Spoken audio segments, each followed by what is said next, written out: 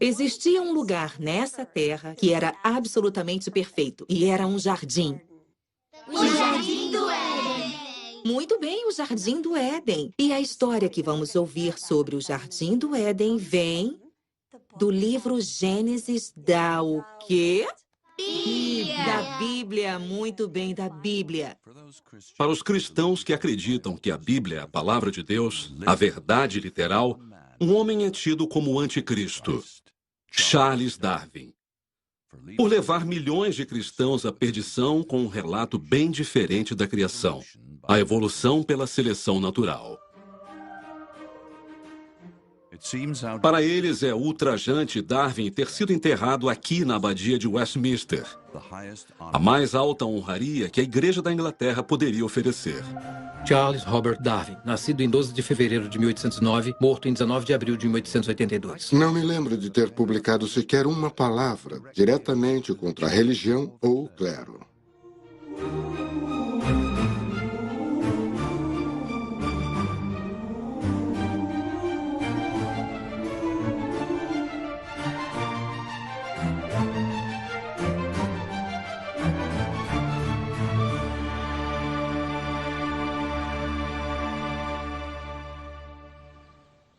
Acreditamos na criação graças à nossa fé no Senhor Jesus Cristo e na Palavra de Deus, a Bíblia Sagrada. Amém. Amém. A evolução, creio eu, é uma forma do ateu inventar um método de como chegarmos aqui, que não foi por Deus, que foi tudo por acaso. Se a teoria da evolução é um fato, a Bíblia deve ser falsa e somos todos uns burros ignorantes. Meus amigos, é preciso ter mais fé para crer numa teoria. Uma teoria não comprovada do crer que no princípio Deus criou os céus e a terra. Amém. Uma das maiores questões que encontramos hoje é: a evolução é compatível com o cristianismo bíblico? Eu acho que a resposta é não. Não há disputa. Deus determinou o que é verdade, nos disse o que ele fez no Gênesis, a ordem que ele fez, e espera que acreditemos. No começo, Museu da Criação, Petersburg, Kentucky. Deus criou o céu e a terra. E Deus disse: haja luz. E Deus disse: produza a terra erva verde, erva que dê semente, e a árvore frutífera que dê fruto. E Deus disse: produzam as águas abundantemente répteis de alma vivente. E Deus disse: façamos o homem à nossa imagem. Homem e mulher os criou. E Deus disse-lhes: sejam férteis e multipliquem-se, encham a terra e subjuguem-na. Dominem sobre os peixes do mar, sobre as aves do céu e sobre todos os animais que se movam pela terra. E a tarde e a manhã foram o sexto dia. De acordo com a última pesquisa de opinião, 46% dos americanos acreditam que o Gênesis relate a criação. Legal, agora olhem para cá e sorriam. Sorriam. Sorriam. Sorriam. Agora olhem para os dinossauros naquela janela. Demonstrem medo! Muito medo! Jardim do Éden, exposição do Museu da Criação. Em nenhuma outra época nos últimos 300 anos houve um esforço tão grande em prol de uma interpretação literal da Bíblia, e especialmente o relato do Gênesis de Adão e Eva e a criação de 6 dias. O Senhor Deus disse: não é bom que um homem esteja só. Farei para ele alguém que o auxilie. E ele pegou uma de suas costelas e fez a mulher. O criacionismo é o ramo do cristianismo que mais cresce, não só aqui nos Estados Unidos, como no mundo todo. Eu escolhi crer que a Bíblia é a palavra de Deus e que ela contém a primeira e segunda testemunhas oculares desses eventos. Então posso crer nela muito mais do que nos cientistas seculares que não estavam lá para ver as coisas. Se em algum lugar na Bíblia eu achasse uma passagem que dissesse que 2 mais 2 são 5, eu não questionaria o que estava lendo. Eu acreditaria, aceitaria como verdade e faria o meu melhor para resolver e entender. Não consigo nem conceber. Uma coisinha que se arrastava no chão, virar macaco e depois humano. Isso parece loucura para mim. Quando temos gerações de pessoas sendo ensinadas que a evolução é um fato e que, portanto, Gênesis não é verdade, que é preciso reinterpretar a Bíblia, por que não deveríamos fazer o que queremos? Não há nada absoluto, portanto, nós determinamos o que é certo e o que é errado.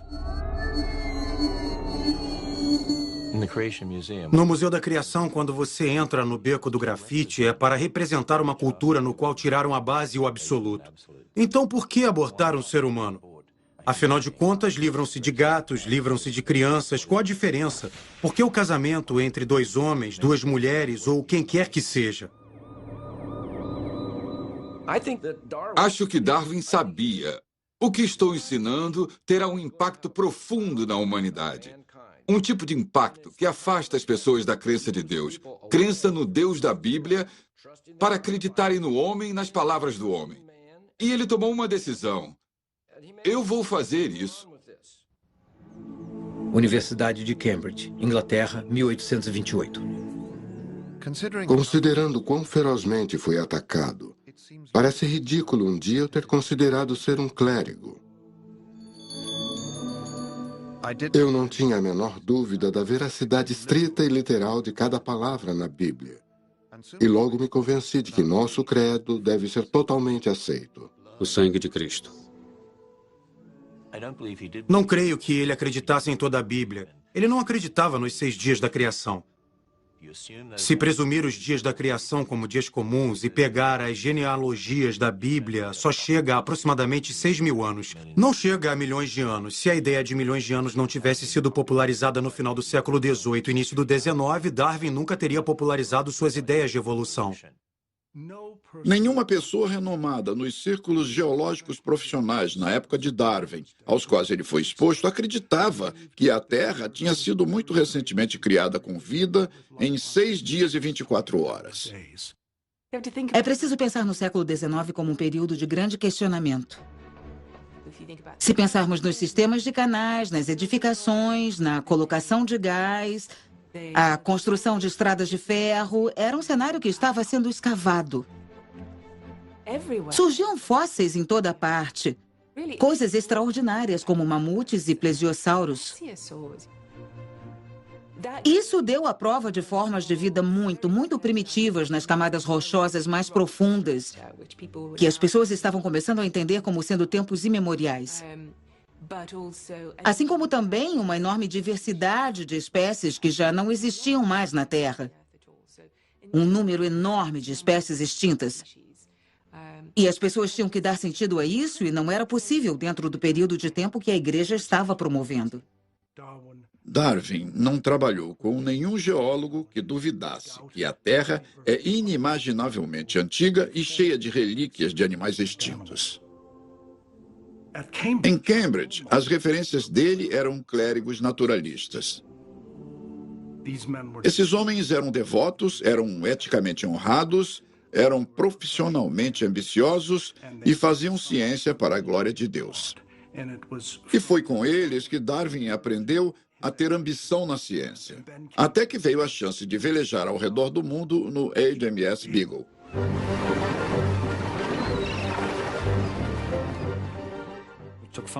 Levou 5 anos. Começou apenas 3 meses após ele ter se formado em Cambridge, quando estava de braços cruzados indagando o que faria da vida. Ele foi convidado a bordo não como naturalista, mas como acompanhante do capitão. A viagem do Beagle foi a viagem mais importante já feita. O que eu vejo lendo os relatos de Darwin é sua empolgação, seu encantamento, seu amor pelo mundo natural. Ele estava num tipo de paraíso. Entre as cenas que mais me impressionaram, nenhuma superou em sublimidade as florestas primordiais, intocadas pelo homem.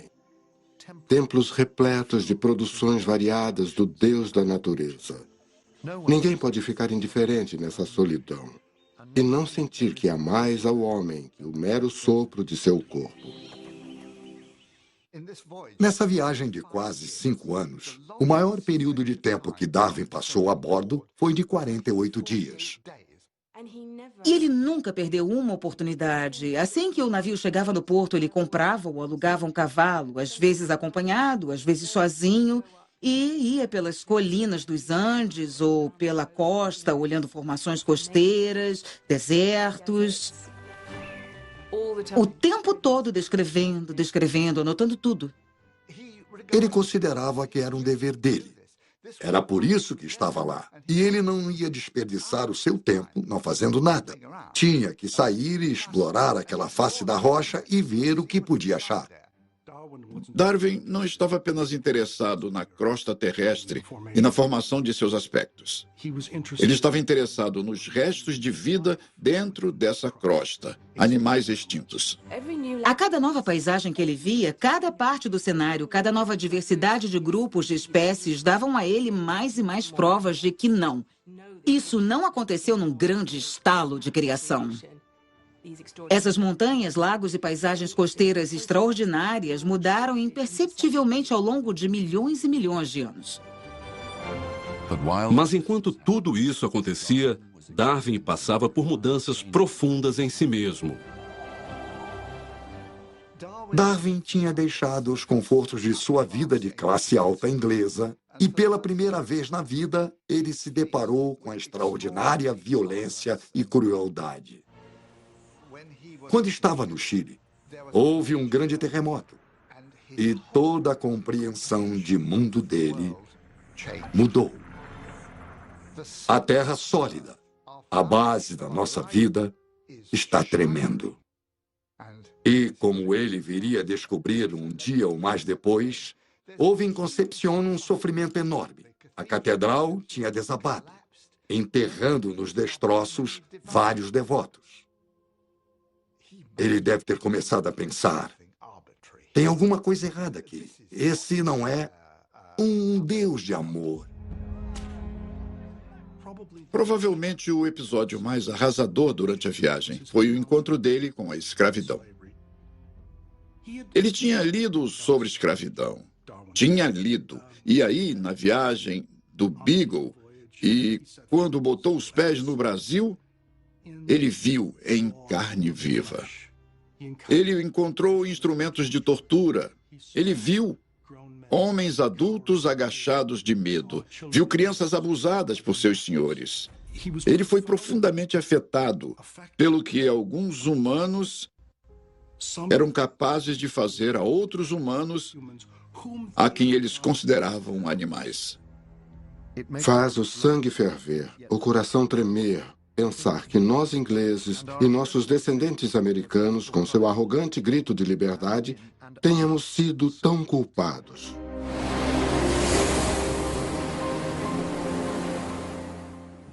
Darwin tinha empatia por todas as criaturas que sofrem. Não consigo ver tão claramente como os outros e como eu deveria desejar ver prova de desígnio e beneficência em todos os nossos lados. Parece-me haver muito sofrimento no mundo. Não consigo me convencer de que um Deus beneficente e onipotente tenha criado as Ichneumonidae com a intenção proposital de se alimentarem dentro dos corpos vivos de lagartas. Ou que um gato deva brincar com um rato.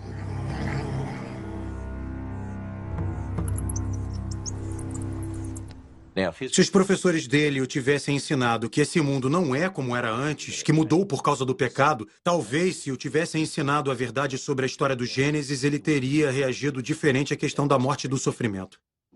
Nós estamos sofrendo o impacto do pecado de Adão e isso é bem difícil. E o Senhor diz para amarmos uns aos outros e suportarmos nossos fardos, e é o que tentamos fazer aqui no Refúgio de Repouso. Deus se preocupa conosco. Deixe Deus cuidar dessas preocupações.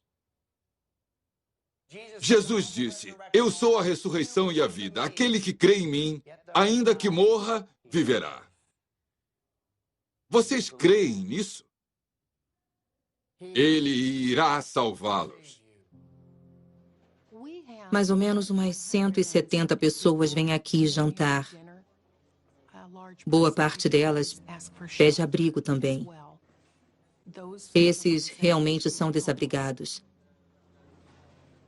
Muitos deles sofreram abuso sexual, negligência, caíram no álcool e nas drogas, e sabe-se lá por qual razão. Alguns até compartilham de que é esse o seu último recurso. Muita gente pergunta como um Deus de amor pode permitir que tanta maldade e tanto sofrimento aconteçam. Eu não creio que haja uma resposta clara, porque não entendemos a mente de Deus, por exemplo. No entanto, o Senhor não faz nada sem propósito. Algumas das provações pelas quais passamos vão nos fortalecer e nos dar sabedoria. Não costumamos aprender a ter força, sabedoria e fé de forma fácil. Aprendemos com as provações. Além disso, vivemos em um mundo caído. No Gênesis, diz que não começou assim, mas graças a uma decisão tomada pelo homem. Graças ao anjo da luz, Lúcifer, estar lá e tentá-lo. Agora vivemos em um mundo caído e essas coisas horríveis acontecem. Caverna dos Pesares, Museu da Criação.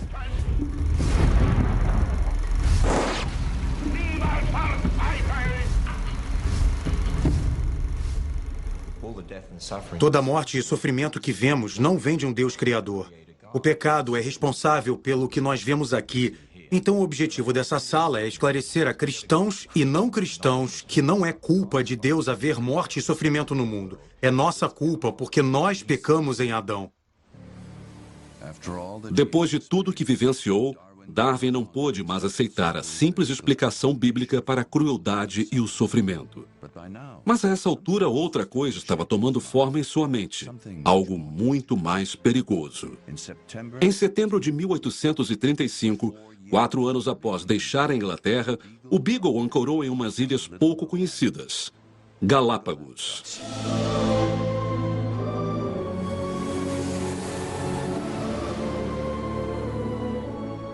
Parece termos sido trazidos a algum lugar próximo ao grande fato, o mistério dos mistérios, o primeiro surgimento de novos seres nesta terra. O que Darwin principalmente notou foi que os animais e plantas em Galápagos eram parecidos com os animais e plantas do continente sul-americano, mas que eram ligeiramente diferentes. Mas se o fato de estarem em ilhas os tornou diferentes, em Cabo Verde e Galápagos, eles deveriam ser iguais, mas não eram. Eles pareciam mais com seus vizinhos. E por quê? Darwin percebeu que o que deve ter acontecido foi que uma pequena amostra de criaturas, incluindo aves e semelhantes, chegou a essas novas condições e mudaram lentamente com o tempo. Em outras palavras, elas evoluíram. Àquela altura, ele não fazia ideia de como nem porquê.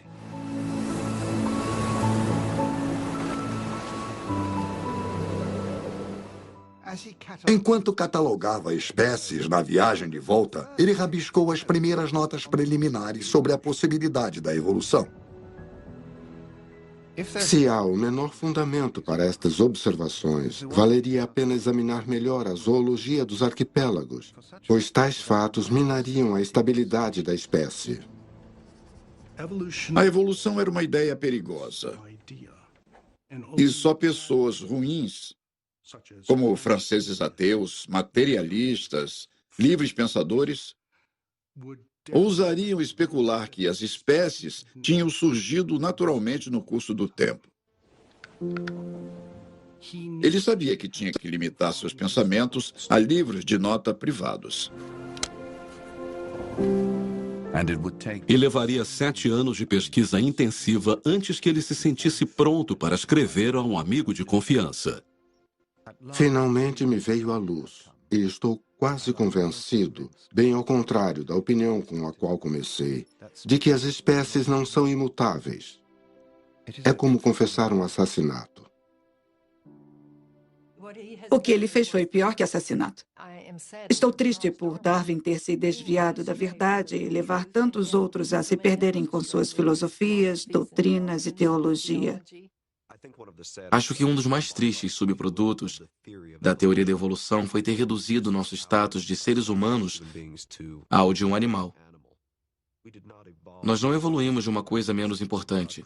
Deus criou o homem no 6º dia, nos criou separadamente, nos criou distintamente. Igreja Evangélica Livre Irmandade da Graça, Florence, Kentucky.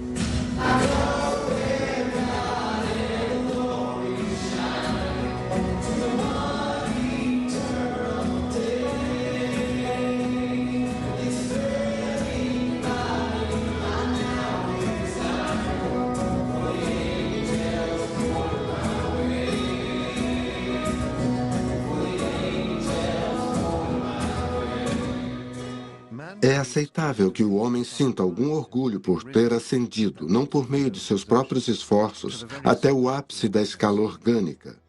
E o fato de ter ascendido pode dar-lhe esperanças de um destino ainda mais alto em um futuro distante.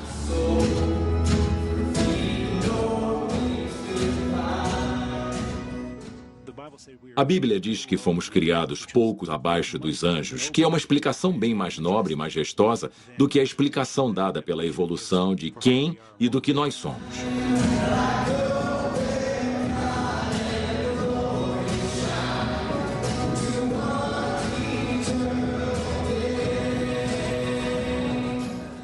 Podemos criar músicas, podemos escrever livros, podemos fazer essas coisas para a glória de Deus. A Bíblia até diz que os anjos não podem ter o mesmo tipo de relação com Deus que nós temos.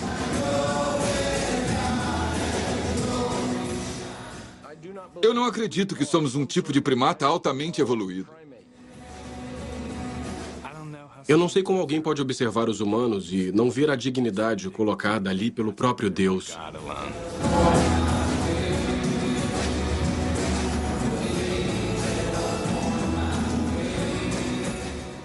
O homem, em sua arrogância, pensa a si mesmo como uma grande obra, digna da interposição de uma divindade. Mais humilde, e creio mais verdadeiro, considerá-lo criado a partir dos animais.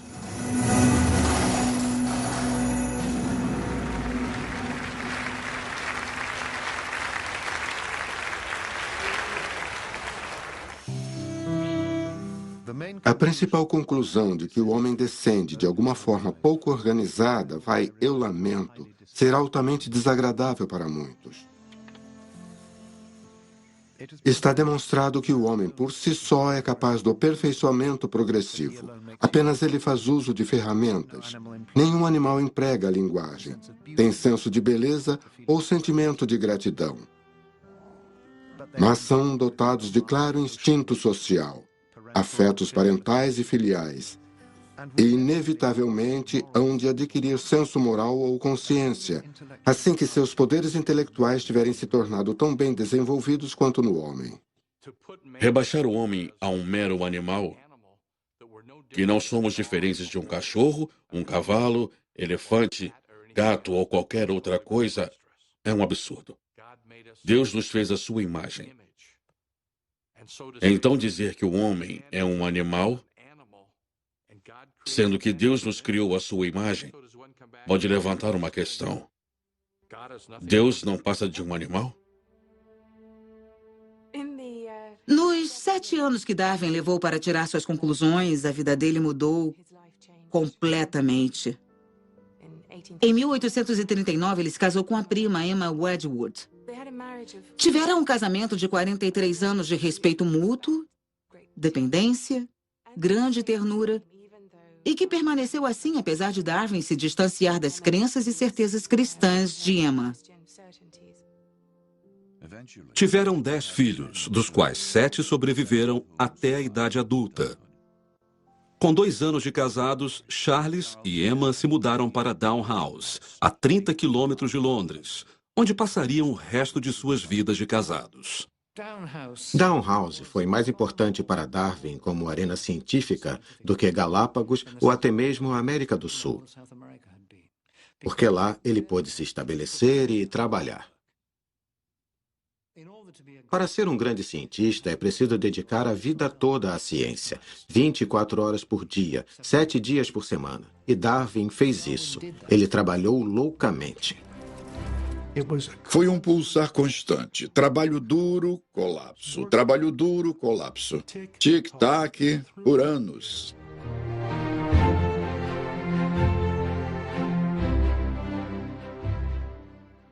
A casa dele virou um zoológico, cheia de não só da algazarra das crianças, mas de plantas se desenvolvendo para todo lado e animais barulhentos, vivos e mortos. Caixas de coisas chegando e cartas transbordando pela caixa de correio. E tudo era dirigido em casa pela deusa do lar, Emma, deixando Darwin livre para trabalhar duro em seu escritório. Ele criou um ambiente onde ele pôde trabalhar obsessivamente no grande projeto dele por 20 anos. Ele tinha estufas onde um jardineiro ajudava em programas de reprodução de plantas. Coletava coisas que chegavam de todas as partes do mundo. Pedia às pessoas que o enviassem espécimes que ele pudesse analisar.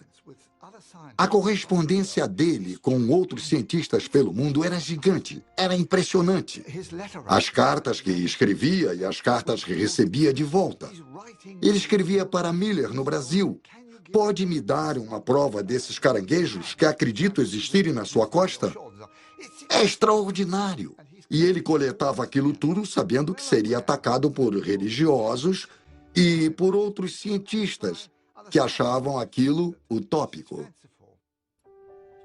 Determinei a coleta de todo tipo de fato que pudesse sustentar de alguma forma o que são espécies. E nunca parei de coletar fatos. Quando estava trabalhando, ele não fazia uma coisa de cada vez. Ele estava trabalhando as espécies, ele estava dissecando todos os crustáceos do mundo, mantendo carcaças de animais, fazendo experimentos com flores na horta, criando pombos e assim por diante.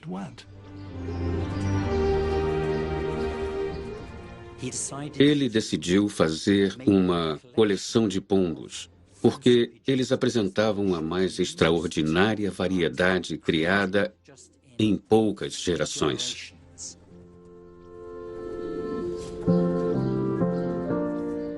Então, ele os comparou e os cruzou, tudo para explorar como o homem pode mudar organismos pela reprodução seletiva.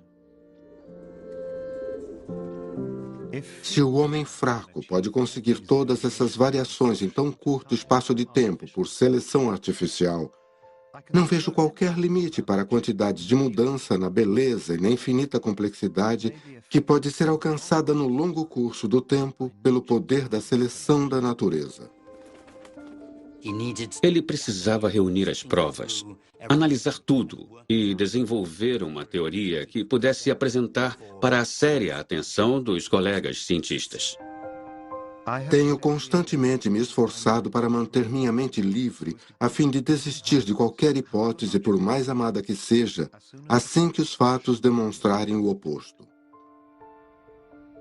Sinto, dentro de mim, um instinto pela verdade. Só existe uma verdade e a verdade não é uma assimilação de informação. Mas existe uma verdade que é encontrada na Bíblia. Jesus disse: "Eu sou o caminho, a verdade e a vida. Ninguém vem ao Pai senão por mim." Se tudo que somos é produto desse processo aleatório de mutação, de onde vem a moralidade? De onde vem a esperança? De onde vem o amor? De onde vem tudo o que nos torna seres humanos? Acho que Darwin foi o primeiro a entender onde suas ideias o estavam levando. Ele não tinha dúvidas do quanto esse trabalho era perigoso ou a que conclusões poderia levar. Uma vez que as espécies concebem, devem passar uma a outra.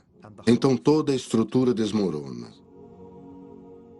Nós concebemos que plantas, sóis, sistemas de todo o universo sejam regidos por leis, mas queremos que o menor inseto seja criado de uma só vez por um ato especial guiado por seus instintos. Darwin diz não. Não acreditamos que Deus induza o planeta a girar em órbitas. Não devemos acreditar que ele cria os animais e as plantas. Essas coisas acontecem devido a leis ordenadas a fim de reger a criação. Um homem bom e inocente sob uma árvore é morto por um raio. Você acredita que Deus deliberadamente matou este homem? Ou quando uma andorinha pega um inseto, Deus planejou isso? Eu não posso e não acredito. A visão de Darwin é de que Deus não é necessário no aqui e agora. Ele pode existir. Ele até pode ter planejado e ordenado a criação, mas ele basicamente deixa as coisas seguirem o seu curso.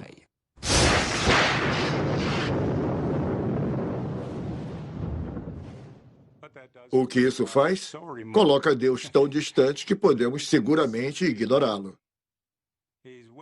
Ele criou o Big Bang e não fez muita coisa desde então. E essa é outra questão que precisamos pensar. O que é mais básico ao cristianismo do que a oração? Na oração, nós temos uma oportunidade e somos convidados a orar por nosso Pai para falarmos com Deus. Por que nos incomodarmos buscando um relacionamento com Deus se Ele nos fechou a porta e não se importa mais conosco? Pensar que não existe comunicação com Deus seria tão devastador que não consigo nem me imaginar adotando essa visão só para fazer as pazes com Darwin. Se é assim que o mundo funciona, se ele só é essa coisa mecânica que Deus botou girando no espaço, se você acredita num Deus que não intervém na natureza, isso exclui qualquer possibilidade de milagre, de orações atendidas, qualquer possibilidade de ressurreição. Na realidade, você exclui a possibilidade de o cristianismo ser verdade.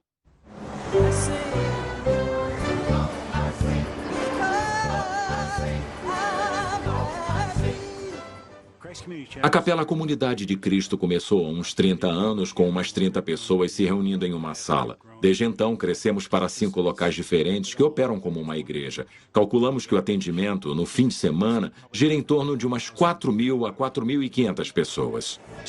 Desde os anos 90, o número de mega-igrejas nos Estados Unidos quadruplicou. Estamos expandindo muito. No exterior, acho que estamos envolvidos em aproximadamente 30 países.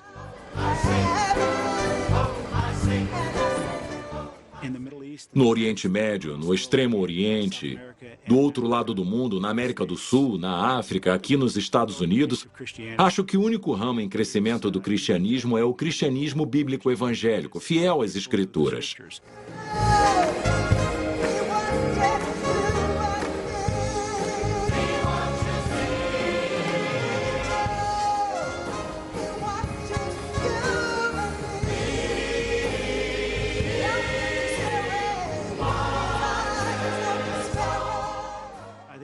Acho que as pessoas estão ansiando pela verdade, por alguma coisa no qual possam se dedicar e que responda às questões profundas de suas almas. E é isso que o cristianismo bíblico está oferecendo.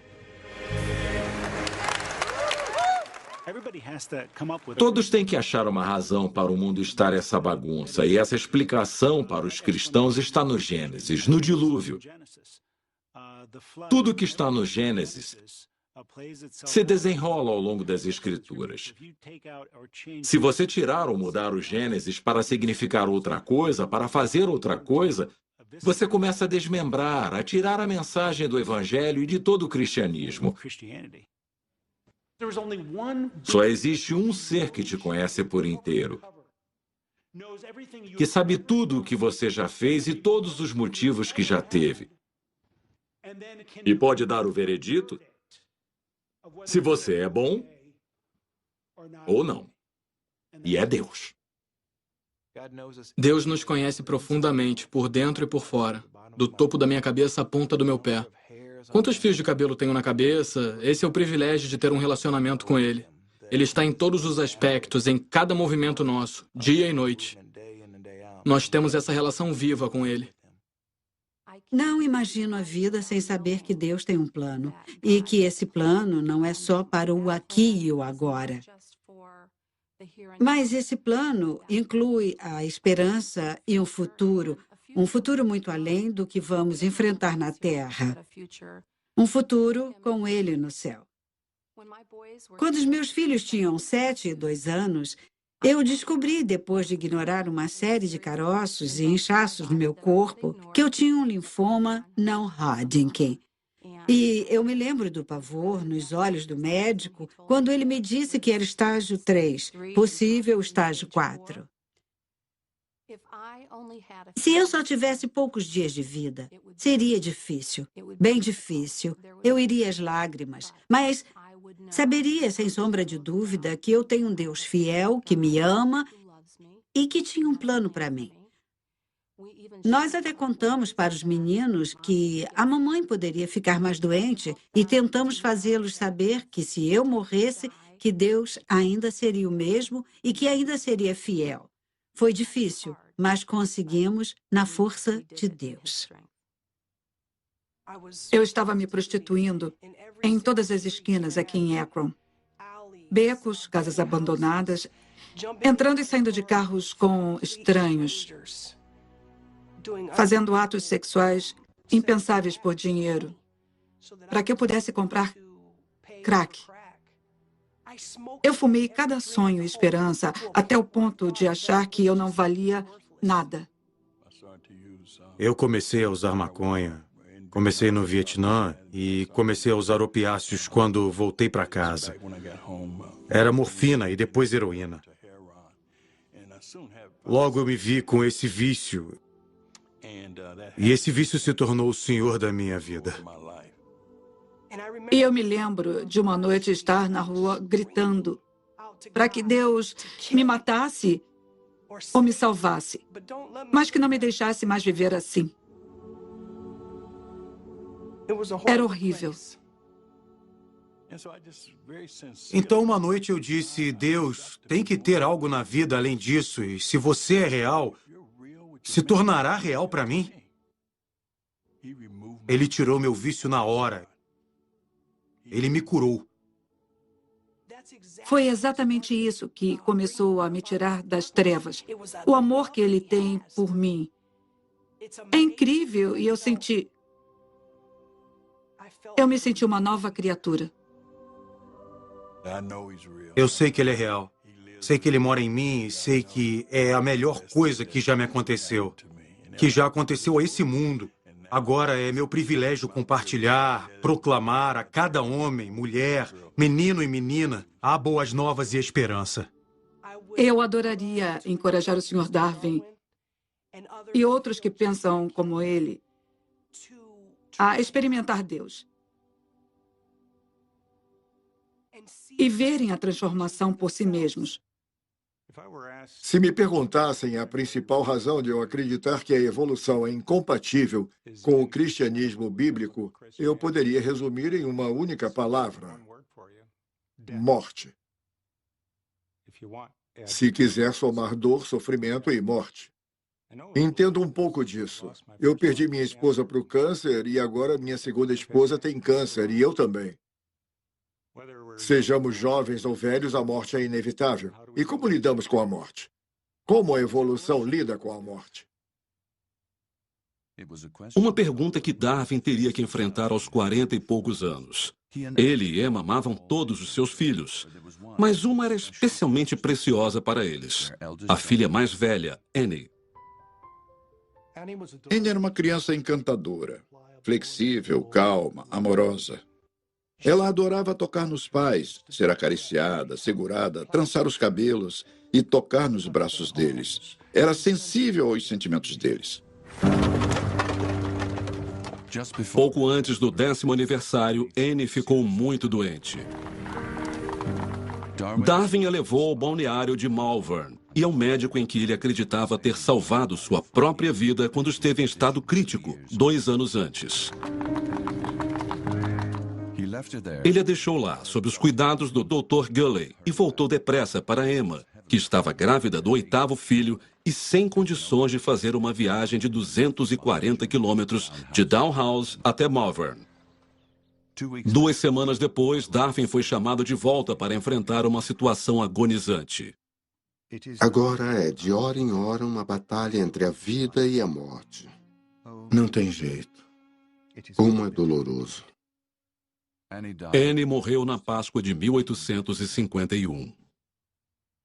Foi um divisor de águas, porque Darwin não achava mais possível acreditar num Deus cristão bom e amoroso. Esse foi para ele o último prego em seu caixão cristão.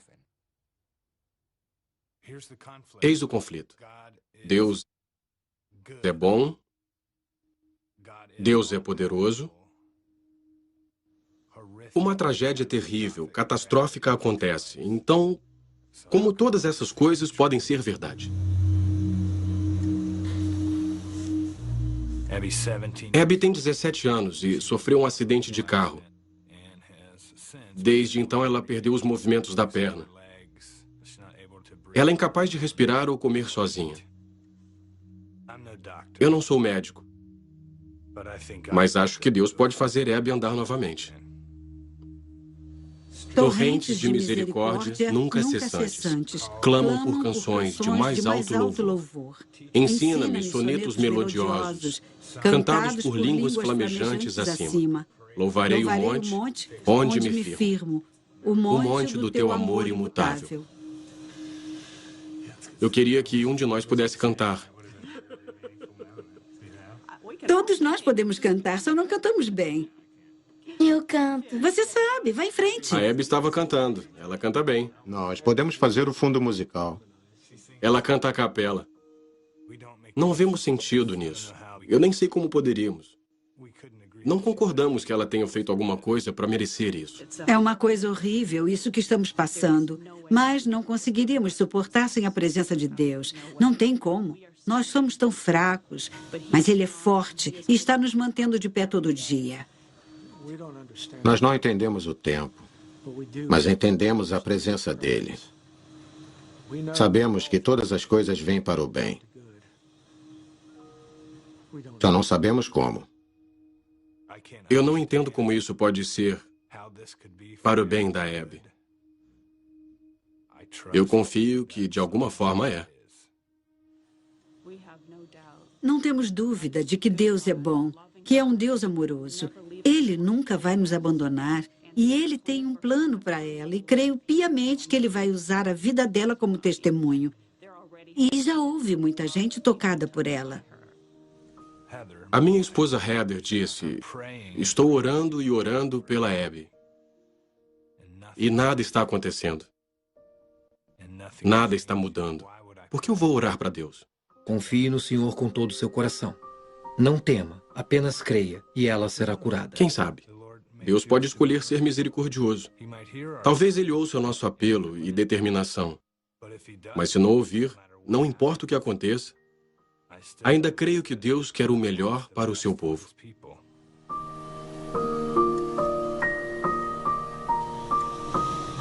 Não sei como as pessoas sem Deus conseguem sobreviver a coisas assim. Não sei como conseguiria. Eu não conseguiria. Para Darwin não existia consolo. Não havia nenhum conforto a se ter num Deus que o levaria à sua filha em outra vida, ou na noção de que havia um propósito para a morte dela. Ele estava inconsolável. Ele tentou evitar a dor da morte de Anne se concentrando na teoria das espécies, mas uma escuridão começou a permear os escritos dele. Darwin era um homem inquieto, desde que começou a trabalhar na evolução. Porque ele sabia como o que ele estava fazendo era desacreditado. E ele não queria ser desacreditado, ele tinha medo de ser mal entendido. Isso o arrasava. Emma era protetora dele. Ela fez com que fosse possível para ele continuar com aquilo que ele mais se importava, que era essa responsabilidade enorme, essa visão da natureza, essa visão da criação de Deus, a qual ele estava determinado a apresentar ao mundo vitoriano e esperava que fosse aceito. Sobre a origem das espécies foi publicado em 24 de novembro de 1859. Desde então, nunca deixou de ser publicado. As pessoas perceberam, quando saiu o livro em 1859, que aquilo era sério, substancial e algo a ser considerado, e o livro esgotou rapidamente. Acho que o mais impressionante sobre o livro, na verdade, é que a reação foi muito mais silenciosa e apreciativa do que uma lenda teria causado. Não era uma ideia que podiam ignorar, porque Darwin a havia apresentado tão bem e com tantas provas que ela exigiu uma resposta. E dentro de 5 a 10 anos, a maioria das pessoas educadas no Reino Unido, incluindo aquelas de orientação religiosa, muitas vezes com orientação religiosa ortodoxa, estavam convencidas de que as espécies evoluíram. Nos Estados Unidos, o livro foi publicado na véspera da Grande Guerra Civil. Na virada do século XX, a evolução e seus especialistas estavam bem estabelecidos na educação superior americana. Era uma coisa quando os cientistas apenas debatiam aquilo sozinhos. Os cientistas estão sempre teorizando sobre as coisas, mas quando foi imposto, quando foi ensinado às crianças na escola como uma inovação da ciência, aquilo realmente causou um furor público. A evolução foi atacada por um político americano chamado William Jennings Bryan. Ele acreditava que a evolução era anti-americana, imoral, deturpada e que não deveria ser ensinada aos alunos das escolas americanas. E a Cruzada de Bryan, como foi chamada, atingiu o ápice no verão de 1925 em uma pequena cidade de Dayton, no Tennessee, onde um professor local foi obrigado a admitir que tinha ensinado a evolução, violando um estatuto do Estado. E então aconteceu. William Jennings Bryan processou John Thomas Scopes por ensinar a evolução. Clarence Darrow, o grande advogado de defesa da União Americana pelas Liberdades Civis, defendeu Scopes do fundamentalismo. Então, de repente, teve um embate entre esses dois oradores brilhantes e famosos, Darrow e Bryan, e foi quando explodiu o sensacionalismo na mídia. Bem-vindo a Dayton, dia do julgamento de Scopes. O julgamento de Scopes foi um circo. Os artistas de circo vieram trazendo seus chimpanzés. Equipes de filmagem apareceram. Um rádio fez transmissão ao vivo do lado de fora do tribunal. E a questão era se Bryan e seu eleitorado popular teriam jurisdição sobre cientistas profissionais. O júri era, na maioria, de homens analfabetos locais. Não podem me fazer parecer com um macaco. O resultado do julgamento de Scopes foi a condenação em multa de $100. Mas o efeito do julgamento de Scopes foi simplesmente a evolução desaparecer das aulas de ciências das escolas públicas. E por isso o próprio sentimento anti-evolução foi morrendo ao longo das décadas seguintes. Se teve um evento que botou a teoria de Darwin de novo em evidência, foi o lançamento do Sputnik, em 4 de outubro de 1957.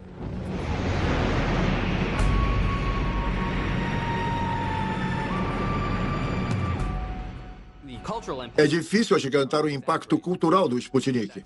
Naquela época, a Guerra Fria estava começando e as pessoas estavam super preocupadas com isso nos Estados Unidos. Ai, meu Deus, os russos nos venceram no espaço. E isso foi considerado culpa do sistema educacional americano. Estávamos ficando para trás da ciência. Como resultado, houve um interesse renovado na educação científica. E um efeito desse interesse renovado foi uma mudança nos currículos a serem usados nas aulas de ciências do ensino médio. Isso incluiu o ensino da física avançada, o ensino da evolução como paradigma para a compreensão das ciências da vida. Quando os russos lançaram o Sputnik, foi um desafio para a comunidade científica, para o governo dos Estados Unidos. Houve um pânico na comunidade científica da América. Ei, era para estarmos liderando, precisamos alcançar, precisamos chegar na frente. A ciência quase virou um deus no nosso país. E aí eles começaram a injetar grandes somas de dinheiro em esforços científicos.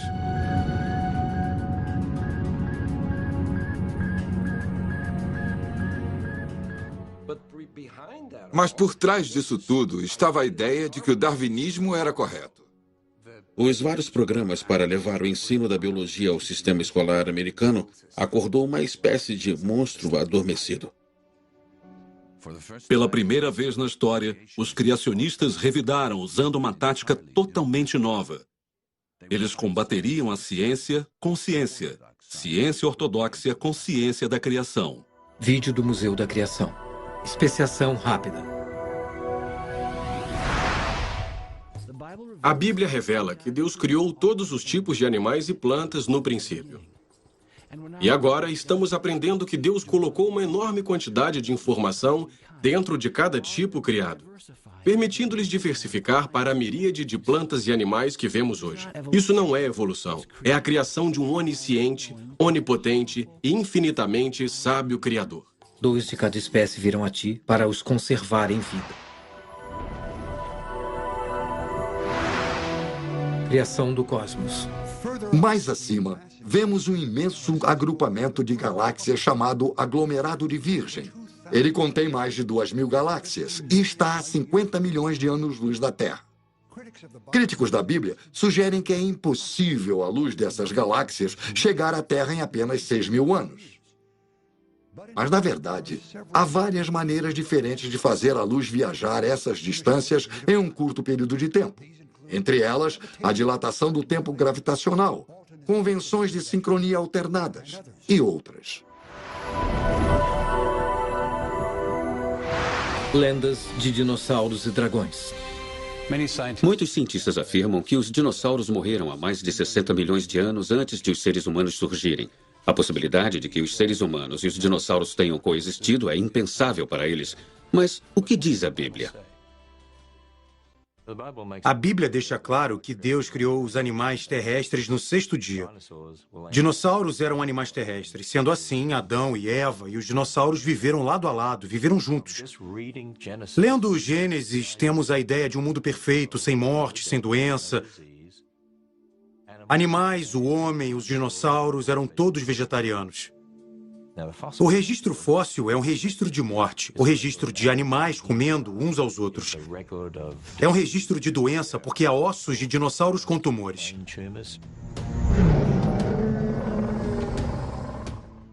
Mas não podia haver dinossauros com tumores cerebrais e dinossauros comendo uns aos outros até depois do pecado. Então, se os dinossauros viveram ao lado de seres humanos e Noé trouxe pares de jovens dinossauros com ele na arca, o que aconteceu com eles? Para onde eles foram?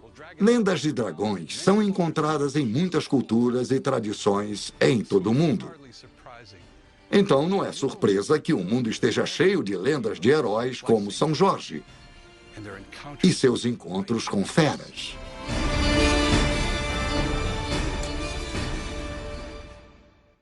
Se a única maneira de fazer sua crença persistir é mentindo para crianças, que é o que os criacionistas fazem sobre a idade da Terra e coisas dessa natureza, se é a única maneira disso persistir, não vale a pena, deve desaparecer. Há tanta prova para mostrar que o que Darwin viu no estudo era verdade, infinitamente verdadeiro em todos os níveis. É milagroso que esse homem, no meio do século XIX, tenha sido capaz de ver, em linhas gerais, o que agora podemos ver em infinita complexidade. Houve tantos avanços na ciência, nossa compreensão do DNA, o genoma, nosso parentesco com animais. Se for descartar a evolução, vai ter que descartar tudo isso. Nós temos olhos, temos orelhas, nos foram dados por Deus. Por que temos sido enganados? E não só nós como indivíduos, mas centenas de milhares e milhões de pessoas que levaram essas questões tão a sério. Por que todas elas foram enganadas também? Estamos muito conscientes do quanto a evolução é ensinada no ambiente escolar público, por isso, gostamos do ensino domiciliar. Podem me mostrar na linha do tempo? Onde ele está? Ele está bem aqui na linha do tempo. Ok. O que a palavra que usamos hoje veio do nome dele? Em inglês moderno, mártir significa alguém que é morto por devoção a Cristo. Precisamos blindar nossas crianças do que está acontecendo no mundo e ajudá-las a serem capazes de defender sua fé. Lutas de gladiadores, danos e assassinato de cristãos que não negassem Jesus. Então, todas aquelas pessoas estariam testemunhando a chacina de múltiplos cristãos e assistindo coisas terríveis, como gladiadores lutando uns com os outros até a morte. Tenho certeza de que eles serão atacados quando saírem para o mundo. Quando forem mais velhos e estiverem trabalhando, um dos nossos filhos se interessa muito por ciência. Nero foi o primeiro imperador a começar a maior perseguição aos cristãos. Nós alertamos nosso filho que muita gente não vai concordar que Deus criou o mundo em 6 dias. Elas dirão a eles que é conto de fadas. Ele precisa ter uma fé forte e acreditar na palavra de Deus para ser capaz de defender isso mais tarde. Costumávamos ter uma árvore com 3 galhos. A família ensinava o que a escola ensinava e o que a igreja ensinava. Agora temos na nossa igreja, famílias e igreja ensinando uma coisa e as escolas ensinando outra. Muitas vezes, quando estou lidando com jovens, principalmente os que estão prestes a se formarem no ensino médio e indo para a faculdade, eu falo que vão enfrentar a oposição quanto ao que acreditam, assim como a compreensão e amor deles pela palavra de Deus. Lemos as manchetes e assistimos TV. E o que mais vemos é a crença na evolução. Vocês se sentem ameaçados ou isso abala vocês de alguma forma? Eu acredito piamente que Deus estava no controle da minha criação, na criação da terra e de todas as coisas. Não tem nada que o mundo secular possa dizer que abale isso. Eu acredito que a Bíblia é um fato, então se alguma coisa se opuser a isso, obviamente é errado e falso. Eu acho que muitas vezes a nossa cultura tem uma confiança forte demais na ciência.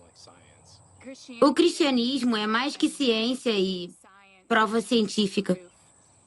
Vocês já passaram alguma vez pela situação de falarem sobre a fé de vocês e serem zombados?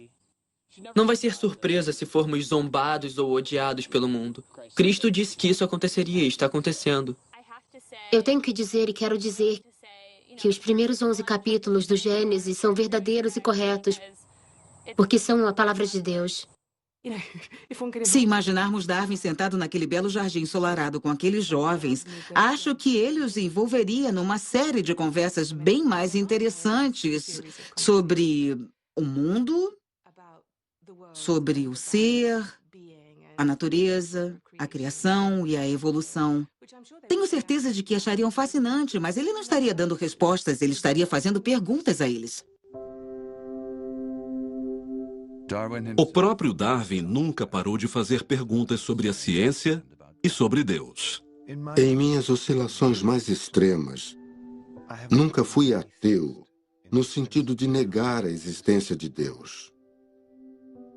Sinto profundamente que o assunto é demasiado profundo para o intelecto humano. Um cão também pode especular quanto à mente de Newton. Foi a humilde confissão final de uma das maiores mentes de todos os tempos. Em 26 de abril de 1882, milhares se reuniam aqui na abadia de Westminster para o funeral de Charles Darwin. O embaixador americano Russell Lowell foi um dos que carregaram o caixão. Refletindo sobre a vida de Darwin, o bispo de Carlisle disse aos presentes não haver necessidade de conflito entre o estudo da natureza e a crença em Deus.